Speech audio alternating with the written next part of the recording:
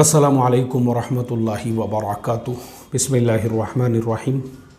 नहमदुहु व नुसल्ली अला रसूलिहिल करीम व अला आलिहि व अस्हाबिहि अजमईन, अम्मा बाद। मोहतरम भाइयों, बुज़ुर्गों, दोस्तों, आप 30,000 रुपये से कम में उम्रा कर सकते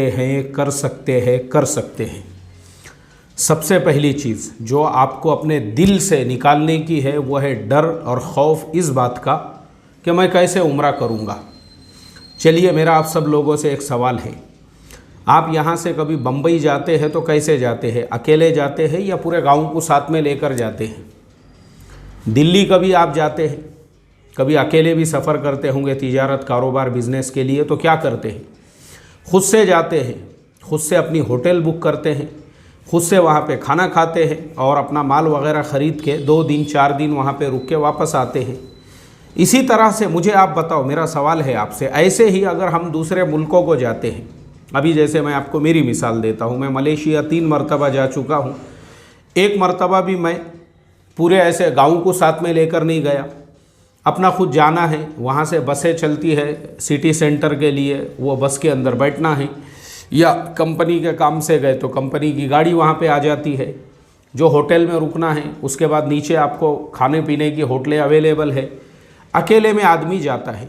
साउथ कोरिया 2 मरतबा मैं गया हूँ, चाइना 2 मरतबा गया हूँ, हांगकांग 1 मरतबा गया हूँ।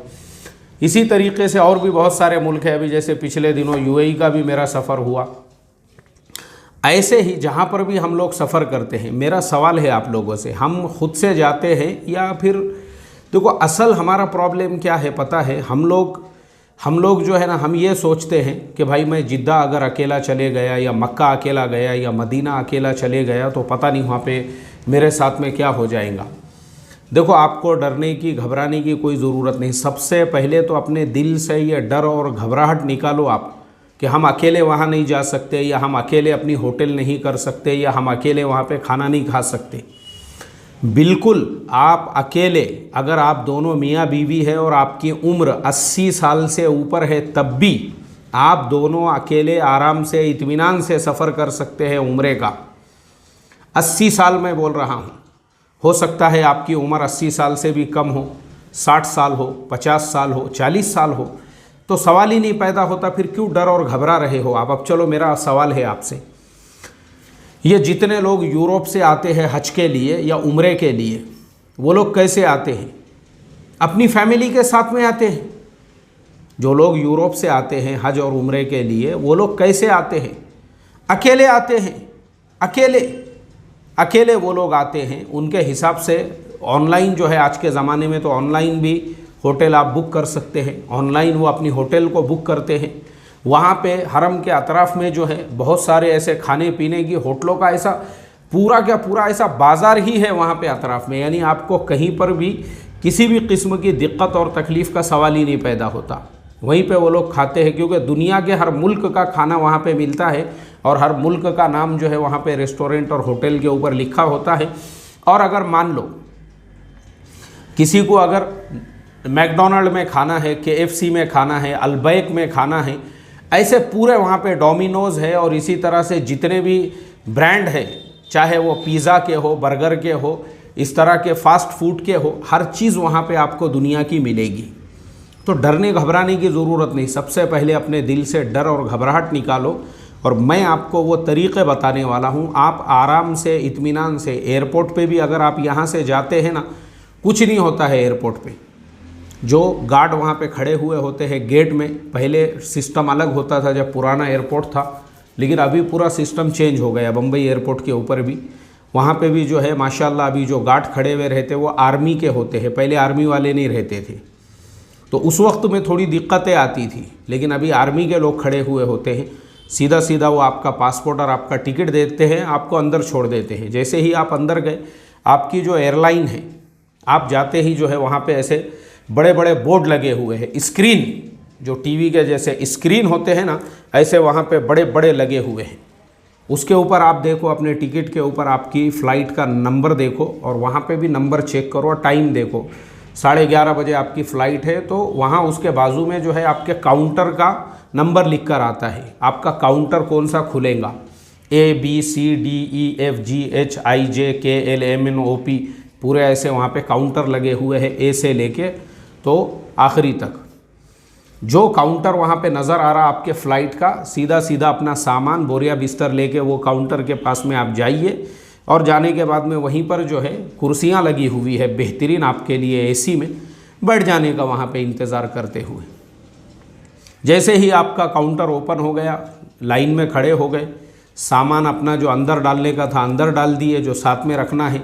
मैं हमेशा बोलता हूँ, मेरे जितने भी हज और उम्रे के लाइन से जितने भी मेरे वीडियोज़ हैं, हम हर एक में मैं बोलता हूँ कि एक छोटा बैग अपने साथ में रखना है, जिसमें अपना पासपोर्ट है, जिसमें अपने टिकट है, जिसके अंदर अपना मोबाइल है, जिसके अंदर अपनी दवा गोली है, जिसके अंदर अपने मेडिसिन है, जैसे ब्लड प्रेशर, शुगर वगैरह की गोलियां बहुत सारे लोगों को दिन में 2-3 बार लेना पड़ती है, वो सब आप अपने साथ में रखें। और इसी तरह से खाने पीने का थोड़ा सा सामान आपको रास्ते में जहाँ पे भी खाने पीने के सामान में अपने घर से भी आप जो है कुछ ले सकते हैं, ड्राई फ्रूट वगैरह है या बिस्किट्स वगैरह जो भी आपको लेना है वो आप अपने साथ में, अपना जो साथ का बैग है उसके अंदर रखें। बाकी सामान आपका अंदर चले गया। उसके बाद में जैसे ही आप सिक्योरिटी चेक के लिए जाते हैं, कुछ नहीं होता है वहाँ पे, वो इतने कोऑपरेटिव होते हैं सिक्योरिटी, जो वो भी सब आर्मी के लोग होते हैं, इतने कोऑपरेटिव होते हैं वो। मैं आज तक इतनी मर्तबा गया, मुझे आज तक जो है ना कभी उन्होंने टोपी निकालने के लिए भी नहीं बोली, कभी टोपी निकाल के भी देखने के लिए कि भाई टोपी जो है, मैंने दूसरे लोगों को देखा उनको जूते और सॉक्स तक निकालने लगाते हैं वो, इतना वो लोग हमारा रिस्पेक्ट करते हैं। और उसके बाद में जब आप अंदर चले गए, इमिग्रेशन ऑफिसर के पास में जैसे ही आपने अपना पासपोर्ट दिए, कुछ भी सवाल नहीं पूछता है वो। आज तक मेरे लाइफ का पूरा एक्सपीरियंस है, मैंने जो आपको बताया ना, इतने मुल्कों का मैंने सफ़र किया हूँ, इतने मुल्कों का, आज तक कभी मुझे इमिग्रेशन ऑफिसर ने कभी भी कोई ऐसा क्रॉस मुझे क्वेश्चन नहीं किया। सिर्फ नॉर्मल सवाल वो पूछते हैं, भाई आप कितने दिन वहाँ रहेंगे? 15 दिन रहेंगे। अच्छा ठीक है, किस लिए जा रहे हो? उम्रा करने के लिए जा रहे हैं। अब टूरिस्ट वीज़ा है आपका, तो आप बोल सकते हैं कि ठीक है हम लोग विज़िट के लिए जा रहे हैं, क्योंकि आपको मैंने जैसा तरीक़ा बताया कल के वीडियो में, अबू धाबी और वहाँ से दम्माम जाना है, तो ऐसा भी आप उसको बोल सकते हैं। वहाँ पे हर बात सही सही बोलना है, कुछ प्रॉब्लम नहीं आता है। जैसे ही उन्होंने आपके पासपोर्ट पे स्टैंप मार दिए, अंदर जाइए। और मैंने एक वीडियो डाला हुआ हूँ, एयरपोर्ट पर फ्री में खाना पीना आपको कहाँ पर मिलेगा, उस हिसाब से आप जो है ना एयरपोर्ट के ऊपर भी फ्री में खाना पीना खा सकते हैं। उसका तरीक़ा है, उसके लिए पहले हमारा वो वीडियो देखना पड़ेगा, तब जाके वो पूरा तरीक़ा समझ में आएगा। फिर आप एयरपोर्ट के अंदर चले गए, आपका जहाँ पे बड़े बड़े स्क्रीन लगे हुए हैं, बड़े बड़े स्क्रीन वहाँ पे लगे हैं। अब आप देखिए आपकी एयरलाइन कौन सी है और आपका गेट नंबर कितना है। गेट नंबर 78 है, गेट नंबर 79 है, गेट नंबर 51 है, 52 है। बड़े बड़े वहाँ पे ऐसे एरो बने हुए हैं, इधर गेट नंबर 78, इधर गेट नंबर 50। उस हिसाब से आप सफ़र कीजिए और अपने गेट के पास में जाके बैठ जाइए। बस जब प्लेन आएगा और जब हमको अंदर जाने के लिए वो लोग जब शुरुआत करेंगे, वो जब करेंगे, लेकिन तब तक हम वहाँ जाके बैठे। वहाँ पे चार्जिंग के पोर्ट लगे हुए हैं, अपना मोबाइल हम चार्जिंग के लिए लगा सकते हैं। मुंबई एयरपोर्ट पे 4 जगह पे नमाज़ पढ़ने के लिए मस्जिद बनी हुई है, चारों जगह, और मैंने चारों जगह पे नमाज़ पढ़ा हूँ, इसलिए मैं बता रहा हूँ 4 जगह है। आपको कोई वहाँ पे आपको परेशान होने की ज़रूरत नहीं है। अपने एतबार से आप मस्जिद के अंदर जाके आराम से इत्मीनान से वज़ू, मस्तूरात का भी इंतज़ाम अंदर ही है। जो मस्जिद नज़र आती है ना मुसल्ला, उसमें दाखिल हो जाने का दोनों ने भी, उसके अंदर जो है एक कमरा बना हुआ है मस्तूरात के लिए, और सामने का पूरा हिस्सा जो है वो मर्दों के लिए है। आराम से इत्मीनान से आप जो है वहाँ पे नमाज़ें वगैरह अपनी पूरी कर लो। और प्लेन में बैठने से पहले अपनी ज़रूरियात से ज़रूर फ़ारिग हो जाना। सारी ज़रूरियात वगैरह से फ़ारिग हो गए, उसके बाद आप जैसे ही प्लेन में शुरुआत हो गई लोगों को अंदर दाखिल करने की, अंदर दाखिल हो गए। जो अंदर काम करने वाले होते हैं, जो खिदमत करने वाले, उनको बताइए कि भाई मेरी सीट कहाँ है, वो आपको हाथ से ले जाके वहाँ पे बिठाएंगे। अपनी सीट पे आप बैठ गए, इतने सुकून इत्मीनान से, कोई आपको तकलीफ़। और ये जितने एयरपोर्ट है जहाँ पे आप जा रहे हो, चाहे मुंबई एयरपोर्ट हो, चाहे अबू धाबी एयरपोर्ट हो, चाहे दम्माम हो, ये सारे एयरपोर्ट पे आपको उर्दू हिंदी बोलने सुनने जवाब देने वाले हज़ारों लोग मिलेंगे, हज़ारों लोग। हम जिन मुल्कों में जाते हैं ना, इतनी दिक्कत और तकलीफ़ है, वहाँ इंग्लिश नहीं आती है, देयर इज़ नो वे। वहाँ पे फिर बहुत ज़्यादा प्रॉब्लम्स क्रिएट होती है, खाने पीने के मसले होते हैं। लेकिन यहाँ तो आपको इतनी आरामियाँ हैं, सब हमारे इंडियन लोग ही काम करते हैं ये सारे एयरपोर्टों के ऊपर, जितने भी आपको नज़र आएंगे। तो जैसे ही आप गए वहाँ उर्दू हिंदी बोलने वाले आपको मिल गए। आप जैसे मैंने बताया दम्माम में भी अगर उतरते हैं ना, वहाँ टैक्सियाँ चलती है। वहाँ पे हमारे यहाँ के जैसा हिसाब नहीं है कि मेरा एक पहचान वाला, उसको पूना आने का था, मुंबई एयरपोर्ट के ऊपर वो उतरा और उसको ड्राइवर ने मुंबई में ही घुमाया और उसको कुलाबा में ले जाके एक होटल में छोड़ा, बोले पूना आ गया है, लाइए 4000 रुपये, और पुणे का पूरा किराया लिया और उसको छोड़ दिया उसने। अब वो बंदा मुझे वहाँ से फ़ोन कर रहा है, बोले मैं तो पूना पहुँच गया यार, तुम दिखे भी नहीं मुझे एयरपोर्ट के ऊपर। मैं बोला कहाँ हैं आप, किसी के पास में फ़ोन दो। जब काउंटर पे फ़ोन दिए तो उसने बोला मैं कुलाबा की फ़ुलानी होटल से बोल रहा हूँ, अभी टैक्सी वाले ने इनको यहाँ पे लाकर छोड़ा है। आप मुझे बताइए, ये मामलात हमारे मुल्क में हैं, हमारे यहाँ पर, इसीलिए हमारे यहाँ पर ऐसे सारे ख़ियानत के मामलात हैं।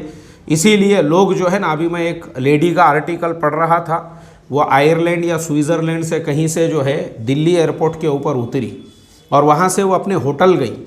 उतने दरमियान में ही पता नहीं उसके साथ में क्या वाक़या हुआ, या उसने रोड से रास्ते से ऐसा क्या देख ली, वो बस होटल में जाने के बाद में वापस जो है एयरपोर्ट गई और अपने मुल्क को वापस चली गई। उसने आर्टिकल लिखा इसके ऊपर। तो ये ख़ियानतें हमारे यहाँ पे होती है, वहाँ नहीं होती है। वहाँ पे पुलिस सिस्टम वगैरह इतना वहाँ पे स्ट्रिक्ट है, तो इसलिए वहाँ पे भी जब आप उतर रहे हैं बस स्टॉप के ऊपर आप जाइए, वहाँ से आपको बस मिलेंगी आराम से। मैंने जैसे बताया ना, गवर्नमेंट की बस चलती है। गवर्नमेंट की बस जो है SAPTCO उसको कहते हैं, Saudi Arabian transport corporation limited की बसें चलती है वहाँ। उसमें नहीं जाना है आपको तो प्राइवेट भी बहुत सारे। आप टैक्सी वाले को खाली इतना बोल दोगे, भाई हम लोगों को बस स्टैंड छोड़ दो, आप बस टर्मिनल। बाहर मुल्कों में बस स्टैंड को भी बस टर्मिनल बोलते, इतना याद रखना। हमारे यहाँ हम लोग जिसको बस स्टैंड कहते हैं, बाहर मुल्कों में उसको बस स्टैंड नहीं कहते हैं, उसको बस टर्मिनल कहते हैं। बस टर्मिनल पे आप जाइए।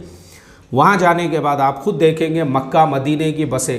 बाहर मुल्कों में फिर ये भी सिस्टम होता है कि वहाँ पे गवर्नमेंट और प्राइवेट दोनों बसें एक ही जगह से जाती है।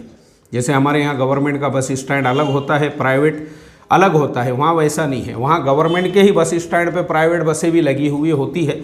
आपको जिससे सफ़र करना है आप मक्का या मदीने का सफ़र कर सकते हैं। कल बहुत सारे लोगों ने सवाल किए कि आपने बताया नहीं उसमें कितने रियाल लगेंगे। 50 से 60 रियाल लगेंगे आपको दम्माम से जो है मदीना मुनव्वरा के लिए। मदीना मुनव्वरा आप पहुंच गए, जब मदीना आप जाओगे तो आपको उर्दू हिंदी बोलने वाले हज़ारों मिलेंगे वहाँ पे, हज़ारों लोग वहाँ पे काम करने वाले भी, दुकान वाले भी। मतलब आपको ऐसी अजनबियत नहीं लगेंगी।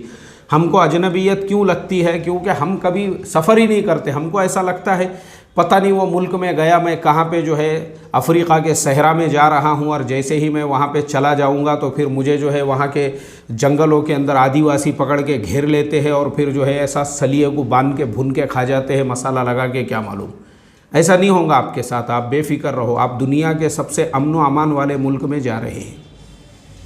बिल्कुल आपको ना मसाला लगाया जाएगा, ना कोई आपको ऐसा आग के ऊपर भुनेगा, कोई मसला नहीं है। आप बिल्कुल बेफिक्र रहो। ये जो हमारे दिलों में डर खौफ होता है ना, इसी वजह से मैंने देखा हूँ, मैं ये जो आपको सारी मालूमात दे रहा हूँ वो इसीलिए क्योंकि हमारे यहाँ पर मालूमात नहीं होने की वजह से ही लोगों को जो है ना, लोगों को लूटा जाता है। लोगों को इस तरह से, जैसे मैंने बताया कि एक आदमी को पूना आने का था, उसको पूना नहीं मालूम था, उसको वहीं बम्बई में एक ने छोड़ दिया और छोड़ने के बाद उससे 4000 रुपये ले लिया, आ गया बोले पूना, सिर्फ मालूमात नहीं होने की वजह से। तो अल्लाह के नबी सल्लल्लाहु अलैहि वसल्लम ने मोमिन की सिफत बयान की है, अला अन यकून बसीरम बि ज़मानिही। मोमिन दानिशमंद होता है, मोमिन अक्लमंद होता है, मोमिन ज़ीरक होता है, मोमिन जो है वो वसीउन नज़र होता है, मोमिन के अंदर फ़हम होती है, फ़िरासत होती है। और मोमिन को कोई चीज़ नहीं मालूम है तो मोमिन उसकी मालूमात हासिल करने की कोशिश और फ़िक्र करता है। ये हमने करना चाहिए। तो मैं आपको गारंटीड बोल रहा हूँ, गारंटीड बोल रहा हूँ मैं। अब मैं आपको एक और बात बता देता हूँ जो मैं नहीं बताना चाह रहा था। सिर्फ 4500 रुपये में मैंने UAE का टिकट बुक किया।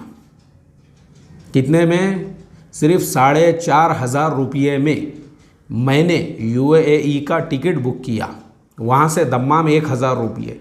आप सऊदी अरबिया कितने में पहुँच रहे हैं? 5500 रुपये में। अभी वो मुझे बोलना नहीं था लेकिन मेरे ज़ुबान से निकल गया, मैं बोला अभी बता ही दूँ मैं आप लोगों को। इतना आसान है, इतना सिंपल है, कोई मसला नहीं है, कोई ज़रूरी नहीं है हमको 25,000 40,000 का टिकट लेके हम डायरेक्ट जिद्दा का सफ़र करें या डायरेक्ट जो है हम और उसमें बड़ापन दिखाए अपना, मैंने इतने हज़ार खर्चा किया, मैंने उतने हज़ार। कल भी मैंने देखा मेरे वो वीडियो के नीचे भी बहुत सारे लोगों ने ये कमेंट किए, अरे वो खाना जो वहाँ पे बांटते होंगे वो सदक़े का होगा क्या, वो ज़कात का होगा क्या। भाई तेरे को अगर सदक़े ज़कात का लग रहा है और तू करोड़पति बाप की औलाद है तो मत खा। जिस किसी को भी अगर ऐसा लगता है कि भाई वो खाना जो है वहाँ पे जो मक्का और मदीने के अंदर बड़े बड़े लोग खाते हैं वो खाना, वो इतने इकराम से खिलाते हैं, यहाँ पर मैं बता रहा हूँ ना आपको, सग्गा बाप भी अपनी औलाद को इतने इकराम से नहीं खिलाता होगा जितना मक्का और मदीने के अंदर अरब लोग आए हुए हाजियों को और मेहमानों को खिलाते हैं। उनको भी ये सारे मसले मालूम हैं कि हाजियों को और मुअतमिरीन को सदका ज़कात नहीं खिला सकते हैं, वो अपनी हलाल की कमाई में से खिलाते हैं। मगर अब चूँकि ये अपने यहाँ के झोपड़पट्टी का, अब ये अपनी झोपड़पट्टीपन छोड़ेगा नहीं ना, ये इसका अपना झोपड़, क्योंकि अपने यहाँ जो है ना लोगों को दिखावे और रियाकारी में जीने की आदत है, एटीट्यूड फुकट का। घर में खाने को जवारी बाजरी नहीं रहेंगी, फिर भी बुलेट के ऊपर जाना है मुझे, क्यों? बताने के लिए मैं भी बहुत बड़े करोड़पति बाप की औलाद हूँ बोल के। प्रॉब्लम है हमारा। अब मैंने 4,500 का टिकट बुक किया, हो सकता कोई, अरे यार 4,500 बहुत कम हो गए, तो तुमने ज़्यादा वाले का बुक करना चाहिए था। सिर्फ दिखावा ये हमारे यहाँ, तो ये हमारा मेंटल प्रॉब्लम है ये। तो इसके लिए जो है ना, कोई अगर बड़े बाप की औलाद है वो अलबैक पे जाके खाए, वो डोमिनोज़ में पिज़्ज़ा जाकर खाए। किसने मना किया तुमको? नहीं खाने का है छोड़ देने का, वहाँ फालतू के कमेंट नहीं करने का कि वो सदका खिला रहे, ज़कात खिला रहे। तुमने देखे यही जो है ना हमारी खबासतों की वजह से आज जूते खा रहे हैं हम, इसी वजह से जो निगेटिविटी हमारे अंदर भरी हुई है। इसीलिए सूदी कर्ज़े लेंगे, वो खाएंगे, उसके बारे में कभी किसी मुफ्ती से मसला नहीं पूछेंगे। और मुझे मालूम है, मैं ख़ुद एक अरब के मस्जिद नबवी सल्लल्लाहु अलैहि वसल्लम में वहाँ के जो इमाम है, अल्लाह का करोड़ों दर्जे करम है, उनके साथ बैठकर मुझे इफ्तार करने का वहाँ पे मौका मिला हुआ है। तो मैं ख़ुद वहाँ पे कुछ ऐसे शुयूख से मिला हूँ जिनको आज 30-30 साल हो चुके हैं, जो मस्जिद नबवी में डेली दस्तरखान बिछाते हैं। अल्लाह ने उनको उतना नवाजा हुआ है। डेली वो जो दस्तरखान बिछते हैं वहाँ, सब दस्तरखान हुकूमत के नहीं रहते, उसमें कुछ दस्तरखान प्राइवेट भी रहते। डेली 30 सालों से भी दस्तरखान बिछाने वाले लोग मौजूद हैं। और कुछ लोग मस्जिद नबवी के सामने या पीछे के हिस्से में जो है ना वहाँ पे दस्तरखान बिछाते हैं, वो सब उनके अपने प्राइवेट लिमिटेड होते हैं, वो दस्तरखान गवर्नमेंट वाले नहीं होते। लोग ऐसे हैं वहाँ पे। अब ये कैसा है, जैसी अपनी जितना छोटा इंसान, जितनी छोटी सोच, जितना जैसे जहाँ जितने छोटे कुएं के अंदर जो है डू करने वाला, उसको तो वही लगने वाला है कि वो भी मेरे जैसे ही होंगे, क्या मालूम। उसके जहन में इतनी उसत नहीं पैदा होंगी कि वो अरब जब तुमको खिला रहे हैं, अरे भाई हम जो है ना, हम उनकी एक आने भी बराबरी नहीं कर सकते। खाली इतना याद रखो आप मेरी बात। वो जो अरब है, मैं खाली रमज़ान कैसे होता है मुझे ये दिखाने के लिए हमारे जो मेज़बान हैं उन लोगों ने मुझे दावत दिए थे रमज़ान में यूएई से, लेकिन मुझे छुट्टी नहीं मिली मेरे काम से, इस वजह से मैं नहीं जा सका। वरना वो सिर्फ मुझे ये बताना चाहते थे कि तुम सिर्फ आओ और देखो कि ये अरब जो है रमज़ान कैसे ये करते हैं। यानी इनके यहाँ बड़े बड़े जो है दस्तरखान अपने अपने हाईवे पे, रोडों पे, हर जगह पे ये लोग जो बिछाते रहे, उनका मिजाज है भाई वैसा। अल्लाह माफ़ करे हम लोगों को, ये बदगुमानियों से बचाए। इसी वजह से हमारे यहाँ पे ये तलाक़ें आम हो चुकी है, यही बदगुमानियों की वजह से। इसी वजह से माँ बाप में झगड़े, माँ बाप अलग रह रहे, औलादें अलग रह रही, इसी वजह से, यही फितरतों और खबासतों की वजह से। अभी खाए भी नहीं वहाँ पे, कभी गए भी नहीं, क्योंकि निकला ही नहीं ना झोपड़पट्टी से। अपने गांव से निकल के दूसरे गांव में, अपने ज़िले से निकल के दूसरे ज़िले में जाते तो पता चलता था दुनिया कैसी है। अब ये कुएं में रहने की आदत पड़ी हुई है और फुगीरी अपने लोगों को दिखाने का, अपने गली में, अपने मोहल्ले में, बस अपने ही एरिया में फुगीरी बताओ खाली लोगों को। पास भी बुलेट आ गई, अब बुलेट दड़ दड़ दड़ बुलेट चला रहे हैं, किसको? गली वालों कुछ बताने के लिए। यह हमारा प्रॉब्लम है। निकलो कभी, देखो वो अरबों को जाकर, उनका मिजाज और खाली खिलाने पिलाने में नहीं है। मैंने खुद देखा हूँ, मदीने में बड़ी बड़ी सोने की दुकानें हैं, सेठ भी, नौकर भी, वॉचमैन भी, सारे लोग एक ही दस्तरखान के ऊपर जो है साथ में खाना खा रहे हैं। ये सिफात है भाई उनके अंदर। खैर, तो वहाँ पे अगर आप खाना जो खिलाने का मैंने कल जो बोला हूँ, मक्का और मदीने में जिस तरीक़े का बिल्कुल खाना चाहिए हमने उनकी मेहमान नवाजी को, अरे वो सहाबा की औलादे है भाई, उनके इतना हलाल तो मैं समझता हूँ दुनिया में शायद ही किसी और मुल्क में किसी की कमाई होंगी, इतना वो लोग जो है ये सब चीज़ों में ध्यान रखने वाले हैं। तो बिल्कुल हमने उनके दस्तरखानों के ऊपर खाना चाहिए, और खाने के बाद में चाहे मक्का में खाओ, मदीने में खाओ, और वो जो बांटते हैं बिल्कुल हमने लेना चाहिए, बरकतन लेना चाहिए, ये सोचकर कि ये अल्लाह के नबी के सहाबा की औलादों में से है और ये हमारा इकराम कर रहे हैं, तो बिल्कुल हमने उनके इकराम को कबूल करना चाहिए। और अगर आप करोड़पति बाप की औलाद है, आप जो है बिल्कुल आपके लिए हलाल, और बिल्कुल अगर आपको जो अलबैक में बहुत है वहाँ पे ऑप्शन बाकी, आप वहाँ पे खा सकते हैं क्योंकि करोड़पति बाप की औलाद है ना। तो इसलिए जो है वहाँ पे इस तरीक़े से आप आराम से खा सकते हैं। कोई इसमें शर्म की और ये कोई शर्म और हया वाली बात नहीं है। हदीस है, हदीस अल्लाह के नबी सल्लल्लाहु अलैहि वसल्लम की हदीस, फरमाया जो चीज़ तुमको बग़ैर मांगे के मिले उसको कबूल कर लो। जो चीज़ इशराफ़ नफ्स के बाब में फ़ज़ाइल सदक़ात में भी ये हदीस मिलेंगी, जो चीज़ तुमको बग़ैर मांगे के मिले उसको कबूल कर लो।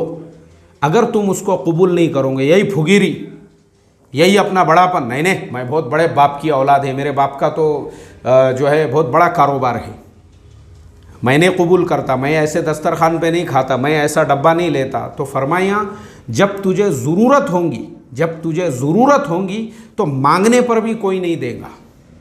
और ये मैंने बताया हूँ आपको, मोबाइल पे मोबाइल, ये मैंने खुद देखा हूँ, ये मोबाइल, दूसरा मोबाइल, तीसरा मोबाइल, चौथा मोबाइल, पांचवा मोबाइल, और एक आधा रखूँ क्या इसके ऊपर, ऐसे मोबाइल रख के जो लोग होटलों में बैठते थे ना, होटलों में जो लोग बैठते थे, आज वो 500-500 रुपये के लिए जो है ज़रूरतमंद बने हुए हैं। यह है अल्लाह का निज़ाम। यह हदीस की जीती जागती शक्लो सूरत मैंने मेरी आँखों से देखा हूँ। ज़्यादा फुगीरी में, शानपने में, होशियारी में सदक़े का माल खिलाते होंगे और ज़कात खिलाते होंगे, मत खा, तू बड़े बाप की औलाद है, तेरे बाप ने जो है मैकडोनल्ड खोल के रखा वहाँ पे जाके खाने का। तो खैर, बताने का मकसद यही है कि यह हदीस है अल्लाह के नबी की, जो आपको मिल रहा है बग़ैर मांगे के, बग़ैर इशराफ़ नफ्स के, उसको बिल्कुल कबूल करना चाहिए। नहीं कबूल करोगे तो ज़रूरत पड़ने पे भी अल्लाह ताला जो है नहीं देंगे, फिर भीख मांगने पर भी नहीं देंगे उसके बाद में। फिर यह हदीस है अल्लाह के नबी सल्लल्लाहु अलैहि वसल्लम की, देख लो फ़ज़ाइल सदक़ात में इशराफ़ नफ्स के बाब में। तो अब मदीना और मक्का में अल्हम्दुलिल्लाह इस तरह से आप अपना वक्त गुजारो, आपको अच्छा लगेगा, जान पहचान वाले 50 लोग मिलेंगे। दूसरी मर्तबा फिर आप जब वापस आए ना, आप और लोगों की रहबरी रहनुमाई करोगे। तो इसलिए डरो मत, घबराओ मत, और ये मत सोचो कि मैं वहाँ कैसे जाऊँ, पता नहीं मुझे, वहाँ पे जंगल में नहीं जा रहे। मैंने पहले ही कहा हूँ आपको, आदिवासी लोग मसाला लगा के भून के नहीं खाने वाले हैं तुमको, तुम्हारा इस्तेक़बाल होगा। तुम्हारे जैसे हज़ारों लोग रोज़ाना जाते हैं वहाँ पे, हज़ारों लोग। तो बिल्कुल डरने घबराने की, और मेरा मकसद ही है ये कि हर आदमी जो है ना, हर आदमी वो खुद से हज और उम्रे का सफ़र करे, ये मेरा मकसद है। और उसी सिलसिले में अभी मैं जो दिल्ली जाने वाला हूँ, हमारी फॉरेन अफेयर्स मिनिस्ट्री के अंदर जो है एप्लीकेशन देने के लिए, सिर्फ उसी लिए मेरा आज जो है तत्काल में मुझे टिकट नहीं मिला, कल का परसों का जब का भी मिलता है मैं बिल्कुल वहाँ का सफ़र करके ये काम पूरा करूँगा, जब तक मुझे भी जो है सुकून नहीं मिलेगा इंशाअल्लाह, जब तक मैं वो लेटर उनको ले जाके नहीं दूँगा। तो इसके लिए जो है ना, हम भी इस काम में लगे हुए हैं कि ऑनलाइन वीज़ा सबके लिए ओपन हो जाए, ताकि हर आदमी ने खुद से हज और उम्रा करना चाहिए। हम इसी कोशिश में लगे हुए। हर आदमी जब खुद से उम्रा करेगा ना, 30,000 से कम में उम्रा होगा। मुझे बताओ, मैंने जो आपको बताया हूँ, यूएई का टिकट 4,500 रुपये में जब यहाँ से बुक कर सकते हैं, और वहाँ से 1,000 रुपये में दम्माम का, 5,500 में जब आप दम्माम पहुँच रहे, और वहाँ से 1,000 रुपये मदीना के, 6,500 में जब आप मदीना पहुँच गए बम्बई से, तो मुझे आप बताओ, और वापसी के आपके 6,500, 13,000 रुपये में आपका आने जाने का जब हो रहा है, तो क्यों आप 3,000 में, 30,000 में उम्रा नहीं कर सकते हैं? अरे भाई, मैंने बताया ना आपको, कोशिश करो, कोशिश करो, कोशिश करो। इंशाअल्लाह आपको थोड़ा सर्च करेंगे, मेहनत करेंगे, मालूमात लेंगे, सब होगा आसानी के साथ में। चलो, अब सब लोगों से दुआ की दरख्वास्त है, दुआ करो अल्लाह ताला तत्काल में मुझे जो है कम से कम कल का टिकट दिला दे, ताकि मैं कल या परसों जैसे भी जल्दी से जल्दी टिकट मिलता है सफ़र कर सकूं और ये मसला अल्लाह ताला हमारे लिए आसान करे ताकि हर आदमी को ऑनलाइन वीज़ा मिल सके। अस्सलामु अलैकुम व रहमतुल्लाहि व बरकातुहू।